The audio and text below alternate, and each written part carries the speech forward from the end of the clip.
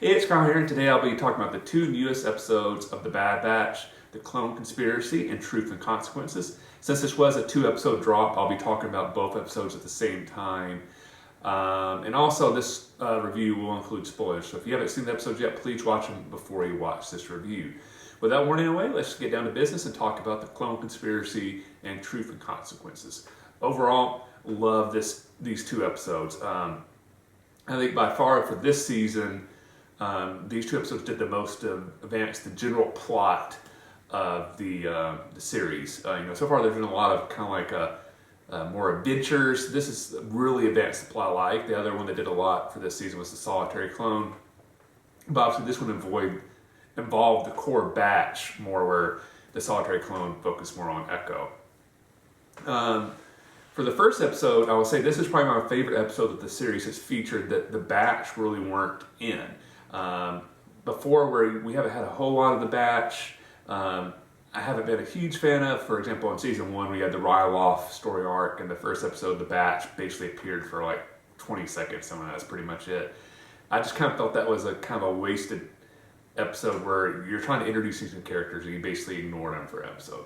I did not feel this was the case with the first episode of today's new episodes that were released, The Clone Conspiracy, because by focusing on the other clones and kind of just exploring, from several different perspectives, like what the clones are going for, what they're feeling about how the Empire is treating them, really relates directly back to the batch, even though the batch weren't the specific clones that were being explored. In some ways, I think that was a kind of cool choice, because it kind of showed you like the batch are not the only clones that are struggling. Like, how are they going to fit in with this post-Republic world?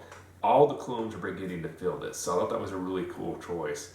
I was not really expecting, when I saw the title, I thought it might relate somehow to Order 66 or something with the Jedi, more present. I was not expecting it to go back to what happened on Camino. I thought that was a really cool choice, that a clone that was a part of the bombardment just cannot take his guilty feelings anymore, and he's trying to make it public, and that gets him assassinated. And that's kind of the thing that kicks off the plot for these two episodes. I think that these two episodes focus on a lot of cool things. One is just treatment of veterans in general. You do not have to be really think about it a whole lot to realize, like how the clones are being treated and how the Galactic Senate is debating it, like how they should be treated post-service. Very much relates to how we deal with veterans today, and so much about that we don't treat our veterans as well as we should. And I think as the debate in the Senate was kind of pointing out that, these clones fought for to keep us safe for all these years, and now that the war is over, basically the Empire is just wanting to discard them, and that's it. It's almost like they're not even human, they're just like robots or something like that. So I thought that was a really cool choice I wasn't really expecting to see explored in The Bad Batch, in a Galactic Senate debate. So that was a really cool moment. And I should say, I always love it when the Senate is in anything Star Wars related. My college degrees in political science, I'm a big political nerd. I'm probably one of the few people that really enjoys a lot of here's how the government works, here's a political debate. I really enjoy that type of stuff. I know some people don't. I do kind of enjoy it. And I thought this episode these two episodes did a really great job of exploring how the Galactic Senate I should say the Imperial Senate, is functioning in the early days of the Empire, how the Emperor is still kind of giving them some autonomy, but clearly he's able to manipulate it to get whatever vote he wants. But at the same time, the anti-imperial faction is still strong enough they can actually vote things down. It's not automatically that he's going to get every single vote passed that he wants.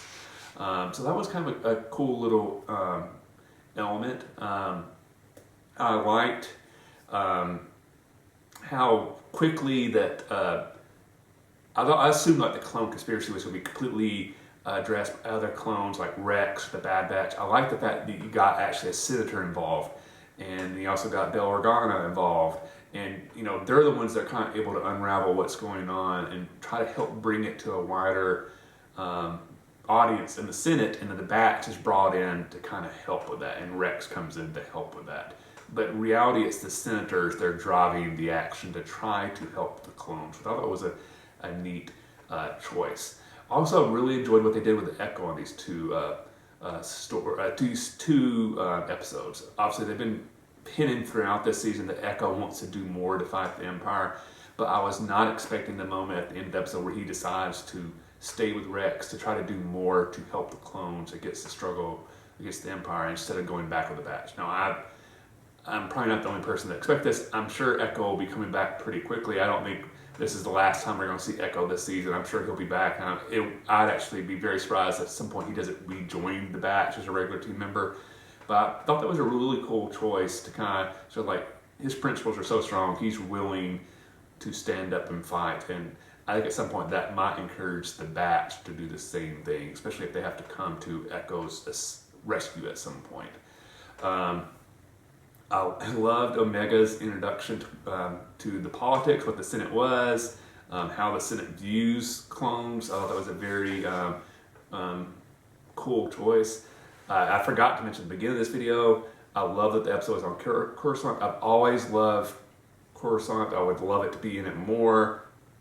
I could see an entire series based on Coruscant. I'm hoping the next season of Andor does even more on Coruscant. So I loved getting to see more of our the galactic imperial capital. That was always a great moment.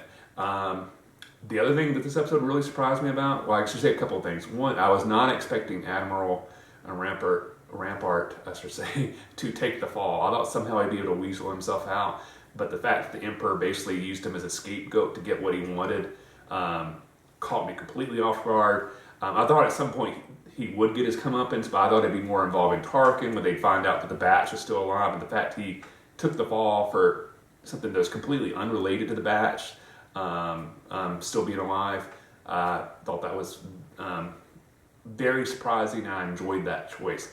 I wonder if we'll see him again, or if we're just assumed he's been executed.